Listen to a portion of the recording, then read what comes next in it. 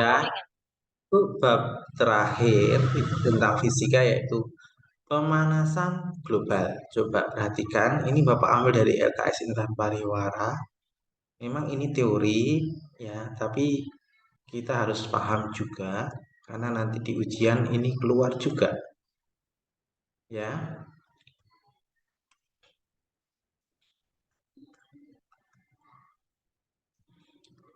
Penyebab pemanasan global. Pemanasan global atau disebut global warming adalah suatu bentuk ketidakseimbangan ekosistem di bumi. Akibatnya terjadi peningkatan suhu rata-rata atmosfer, laut, darat di bumi. Kenaikan suhu bumi dari 1850 hingga 2050 diprediksi dapat diamati pada grafik berikut. Nanti di bawahnya saya tunjukkan grafiknya. Kenaikan suhu global diakibatkan oleh meningkatnya gas rumah kaca di bumi. Salah satunya adalah CO2. Ya, gas rumah kaca itu ada beberapa, ada CO2, ada CFC, ada metana, ada H2O. Nah, tapi CO2 itu yang paling utama. Konsentrasi CO2 yang tinggi akan mengumpul di atmosfer membentuk suatu perisai.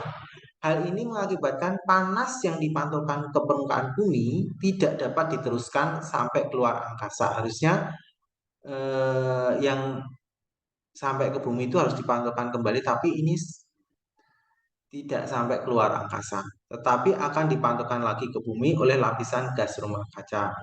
Fenomena inilah yang dikenal dengan efek rumah kaca.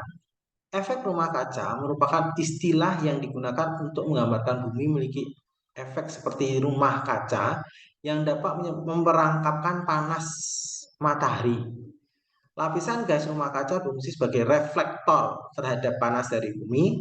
Panas dari bumi yang dipantulkan lagi ke bumi ini akan menaikkan suhu bumi. Akibatnya bumi makin panas, global warming.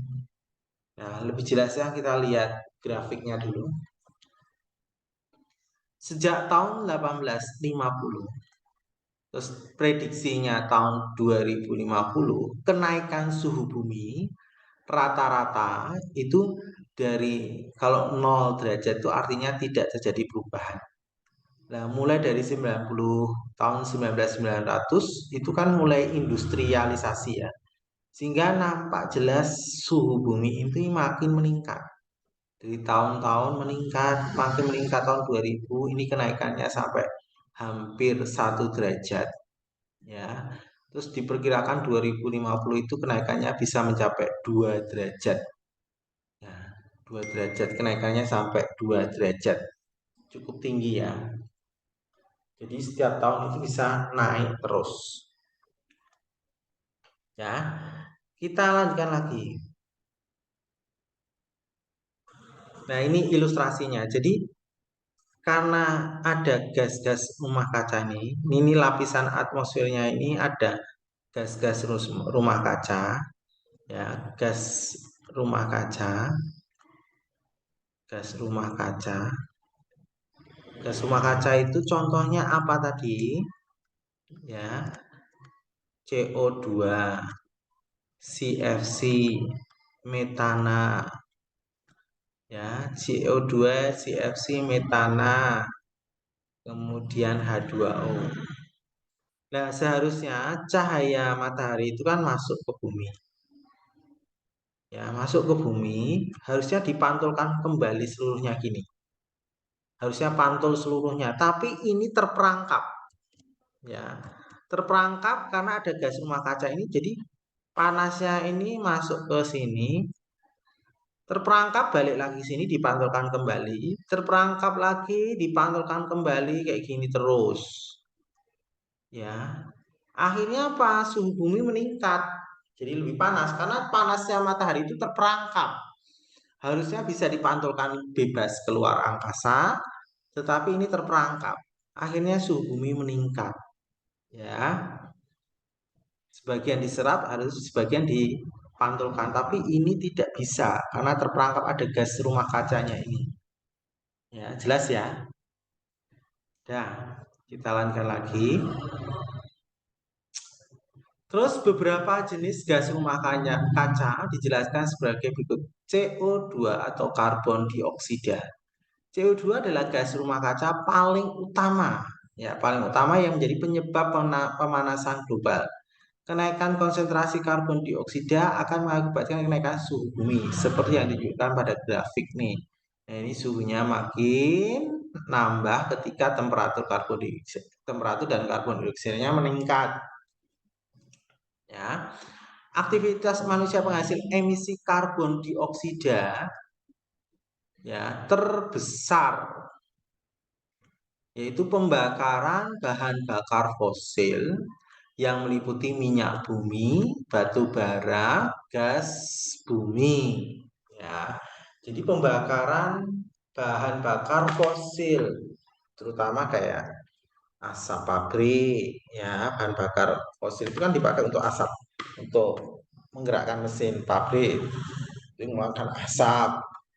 Terus transportasi, ya kan, transportasi, misalnya mobil, motor mengeluarkan gas karbon dioksida.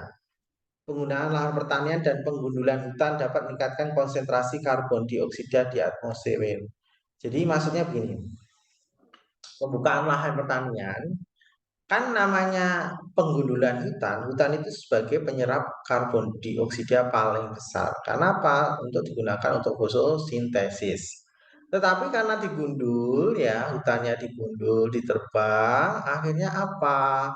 Sehingga kadar karbon dioksidanya tidak diserap oleh hutan, tanaman.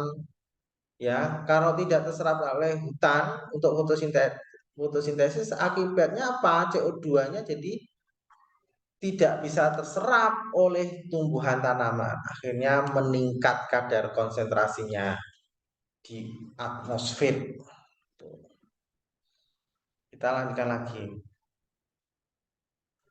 H2O, uap air. Uap air merupakan penyumbang terbesar. Sebenarnya penyumbang terbesar efek rumah kaca. Uap air sebetulnya merupakan gas rumah kaca paling kuat.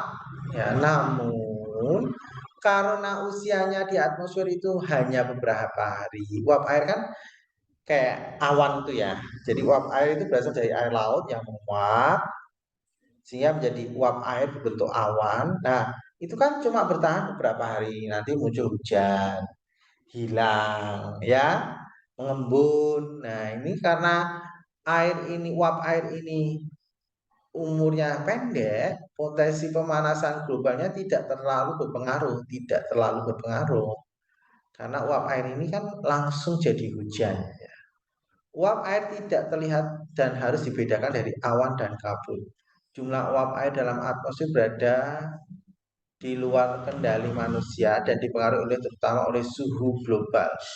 Jika bumi menjadi lebih hangat, jumlah uap air di atmosfer akan meningkat karena naiknya laju penguapan. Peristiwa ini dapat meningkatkan terjadinya efek rumah kaca sehingga suhu bumi naik. Terus berikutnya metana CH4. Metana dihasilkan dari mikroorganisme tertentu menguraikan bahan organik pada kondisi tanpa udara anaerobik. Gas ini juga dihasilkan secara alami saat pembusukan biomasa di rawa-rawa, sehingga disebut juga gas rawa. Kegiatan manusia telah meningkatkan jumlah metana yang dilepaskan ke atmosfer. Ya, kegiatan manusia meningkatkan jumlah metana atmosfer, meningkatnya jumlah ternak sapi. Jadi ini metana itu lebih banyak karena proses pembusukan. Ternak sapi mengeluarkan kotoran kan pembusukan. Sampah terjadi pembusukan itu mengeluarkan gas metana. Ya, kerbau, hewan ternak sapi, kerbau dan sejenisnya merupakan penyumbang metana. Ya, metana yang dihasilkan di dalam rumen sapi kemudian dikeluarkan dalam bentuk gas buangan serta dalam feses sapi. Metana juga dihasilkan dari jumlah cukup banyak di tempat pembuangan sampah. Sampah itu kalau menumpuk di suatu tempat dia kan jadi lembab, terus dia apa namanya, pembusukan di situ mengeluarkan gas metana, bau tak sedapnya itu gas metananya. Itu ya. Kita lanjutkan lagi. CFC, klorofluorokarbon. Klorofluorokarbon adalah sekelompok gas buatan. CFC mempunyai sifat tidak mudah terbakar dan tidak beracun. CFC amat stabil sehingga dapat digunakan dalam bentuk berbagai peralatan. Klorofluorokarbon sering juga disebut dengan freon. CFC digunakan dalam peralatan pendingin ruangan AC, ya, pada AC, kemudian lemari es atau kulkas. CFC telah dilarang di banyak negara. Hal ini karena selain merupakan efek gas rumah kaca, CFC juga telah lama diduga menjadi penyebab rusaknya lapisan ozon. Untuk jumlah konsentrasi sama, setiap gas rumah kaca memberikan dampak pemanasan global yang berbeda. Setiap gas rumah kaca memberikan dampak pemanasan global yang berbeda.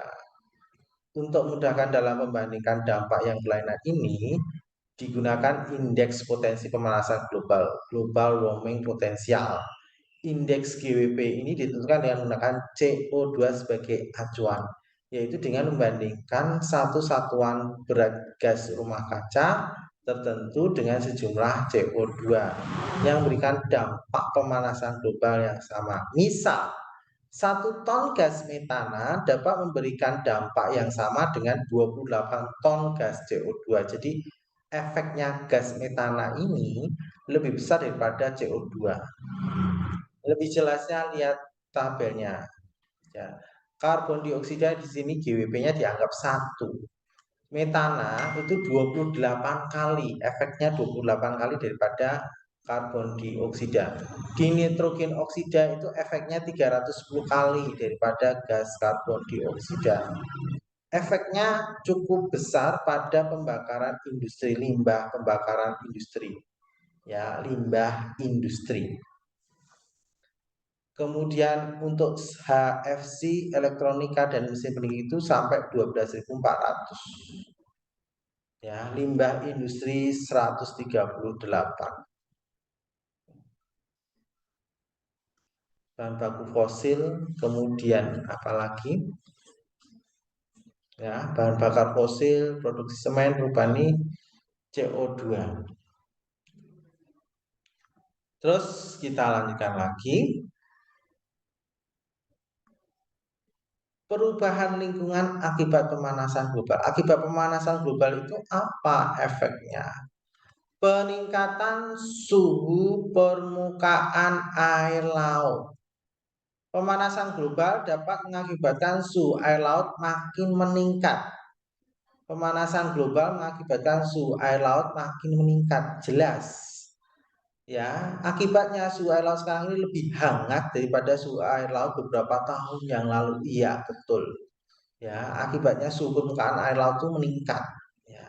Kondisi tersebut akan mengganggu kehidupan organisme yang ada di hidup di dalamnya, mengganggu ekosistem laut di dalamnya. Itu makin lama ya, kalau semakin panasan ikan-ikannya juga resiko kematiannya atau matinya lebih tinggi karena suhunya lebih tinggi.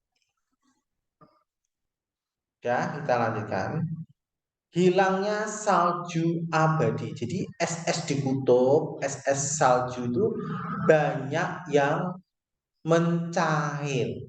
Ya, mungkin kamu belum tahu bahwa di Indonesia terdapat salju abadi. Abadi itu maksudnya sepanjang saat, sepanjang waktu, musim kemarau, musim hujan, itu saljunya itu pasti ada terus.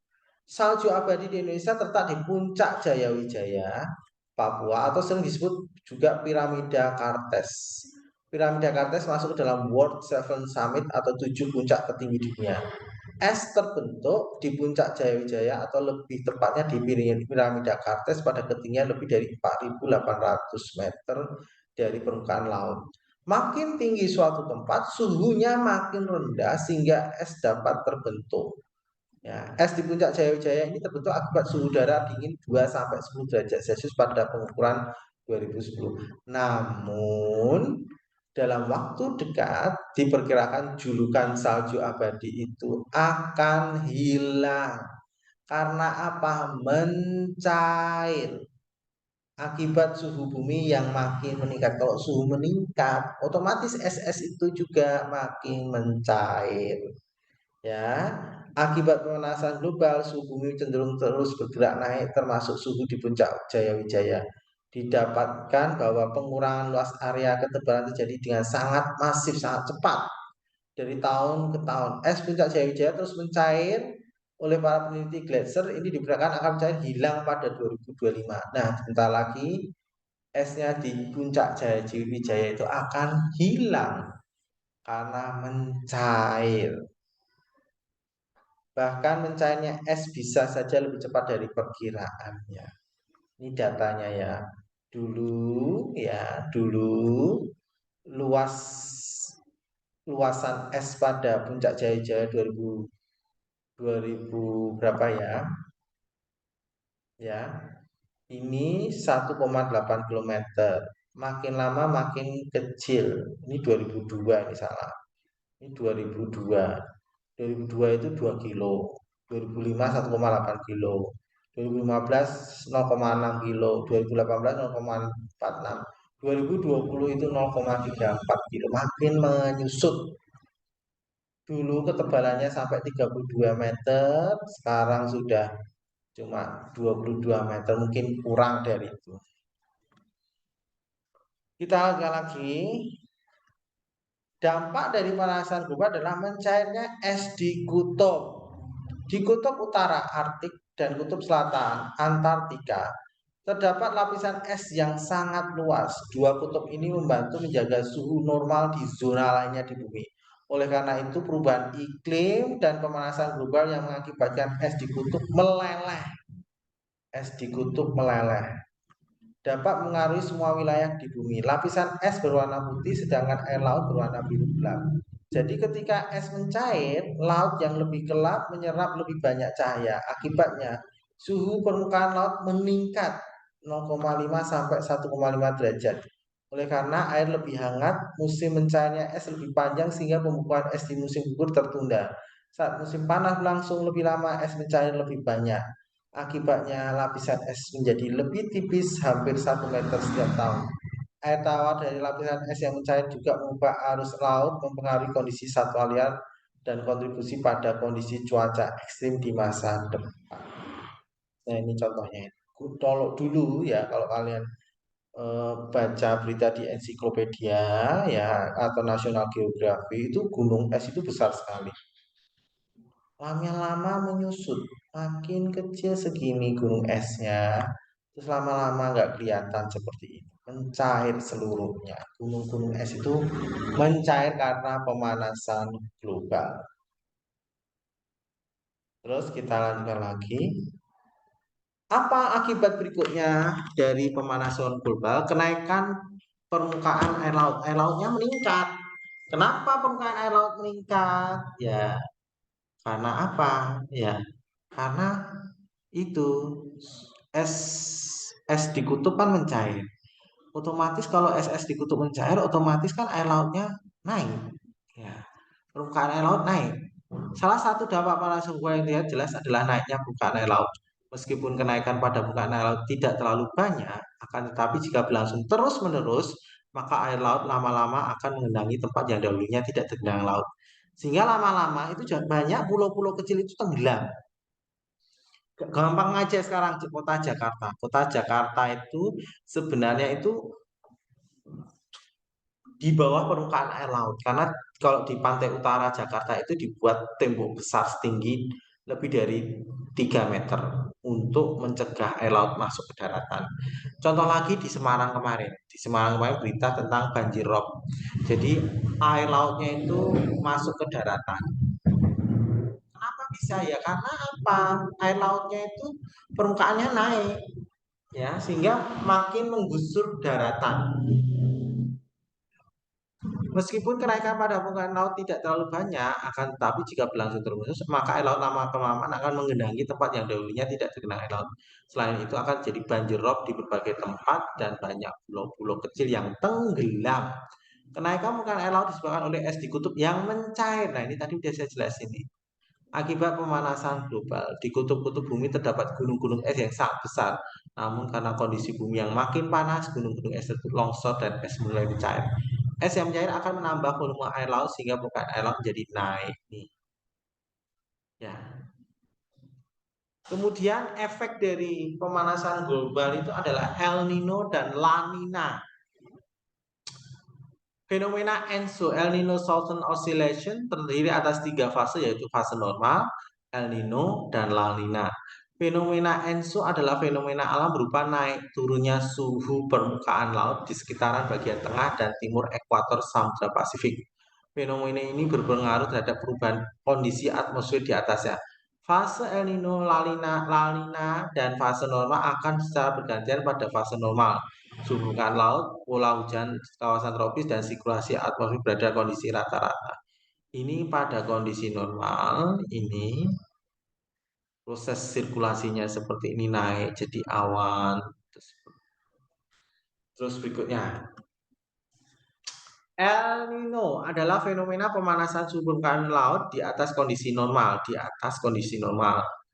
di Samudra Pasifik bagian tengah. Pemanasan ini meningkatkan potensi jumlah awan di Samudra Pasifik pada bagian tengah sehingga curah hujan makin meningkat. Pengaruh El Nino terhadap Indonesia pada umumnya adalah membuat suhu permukaan air laut sekitar Indonesia menurun.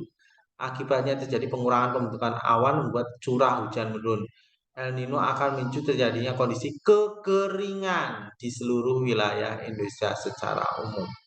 Jadi El Nino itu menyebabkan kekeringan. Ya, kita lanjutkan lagi. Adapun La Nina adalah fenomena kebalikan dari El Nino. Ketika La Nina terjadi, suhu permukaan air laut di Samudra Pasifik bagian tengah menjadi lebih dingin dari kondisi normalnya. Pendinginan ini dapat mengurangi potensi peningkatan awan di Samudra Pasifik bagian tengah dan meningkatkan curah hujan di wilayah Indonesia secara umum. Terus efek dari pemanasan global adalah perubahan iklim atau climate change. Dahulu pergantian musim itu dapat diprediksi dan waktunya selalu tepat. Iya, betul. Dulu itu musim hujan itu dari bulan Juli sampai Desember, jelas itu tepat. Terus musim kering dari Juni sampai jadi Januari sampai Juni. Sekarang tidak tepat. Ya. Sekarang itu nggak tepat seperti dulu. Jadi musim penghujan itu bisa panjang, bisa dalam 1 tahun musim penghujannya lebih panjang daripada musim keringnya, musim panasnya, atau musim kemaraunya. Sekarang itu tidak bisa diprediksi. Kadang-kadang ini hujan, besok tidak. Jadi tidak bisa diprediksi, ya. Namun saat ini pergantian musim tidak dapat diprediksi. Cuaca berubah-ubah tidak sesuai dengan musimnya. Kadang-kadang musim kemarau, muncul hujan sangat lebat, itu loh. Siang benderang, ya, siang benderang, panas terik matahari. Tahu-taunya jam 2 udah hujan berlebat sekali. Dapat menyebabkan banjir. Nah, inilah contoh perubahan iklim. Di Indonesia terdapat musim hujan dan kemarau. Apakah curah hujan tiap bulan sesuai dengan musimnya? Tidak. Contoh gampangnya kemarin kamu belajar tentang waktu berita tentang musim dingin di daerah Amerika dan Kanada itu, karena suhunya sangat ekstrim, yaitu bisa sampai minus 40 derajat. Kamu menuang air biasa, air panas, air mendidih aja keluar aja. Ada peristiwa kemarin membuang air panas keluar langsung jadi es karena saking dinginnya, luar biasa dinginnya. Ya, ini menyebabkan perubahan iklim. Iklimnya jadi nggak stabil. Itu ya. Aktivitas manusia yang menyebabkan pemanasan global. Apa saja sih yang menyebabkan pemanasan global? Aktivitas manusia apa saja sih? Gitu loh. Yang pertama adalah kegiatan alih fungsi lahan. Hutan memiliki banyak manfaat bagi manusia. Hutan dimanfaatkan dalam industri kerajinan, industri farmasi, pariwisata, bahkan sebagai sarana penelitian. Selain itu, hutan juga bermanfaat sebagai tempat hidup hewan, menyerap air hujan, dan menyerap karbon dioksida. Negara Indonesia seperti pernah dijuluki Zamrud Khatulistiwa. Apa itu Zamrud Khatulistiwa? Karena kekayaan alam yang melimpah, mulai dari minyak bumi, rempah-rempah, serta flora fauna, ya, yang beraneka ragam. Seharusnya kita wajib bersyukur kekayaan alam kita sesungguhnya dengan merawat dan menjaganya. Namun julukan tersebut sekarang tinggallah cerita. Nah, cerita Zamrud Khatulistiwa itu tidak ada. pada 2007, Indonesia ditetapkan sebagai negara memiliki tingkat kehancuran hutan tercepat di dunia.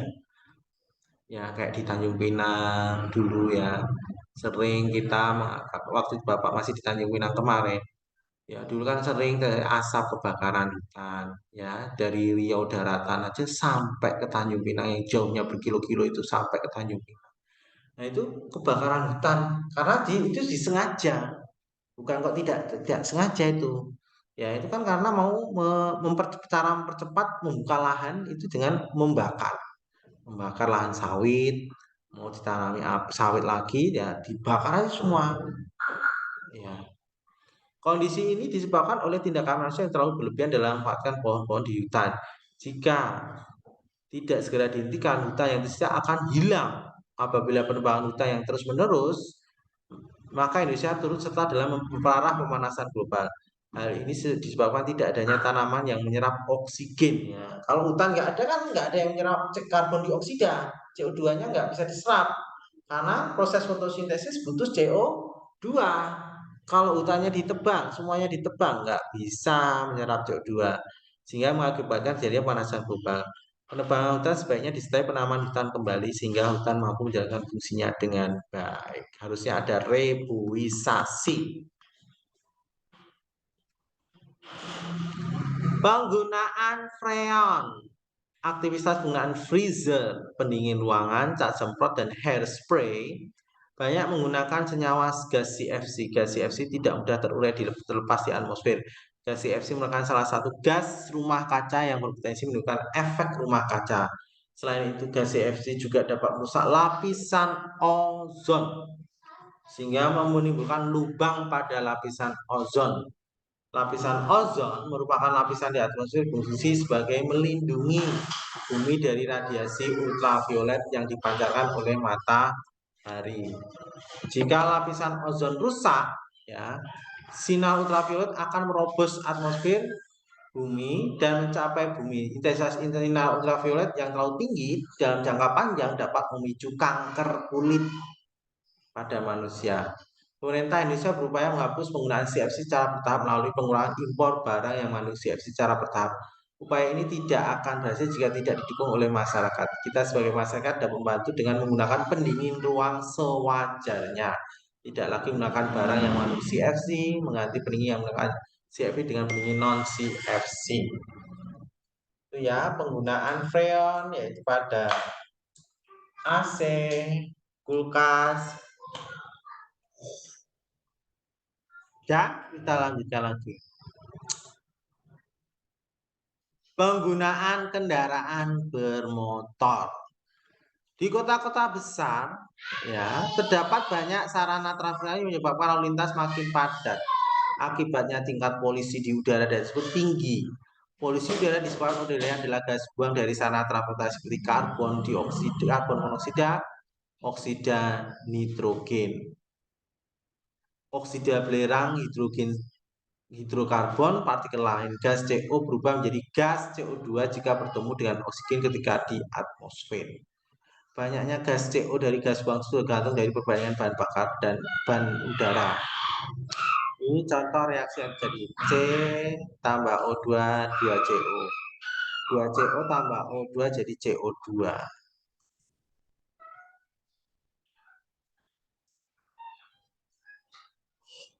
Nah, screenshot dulu.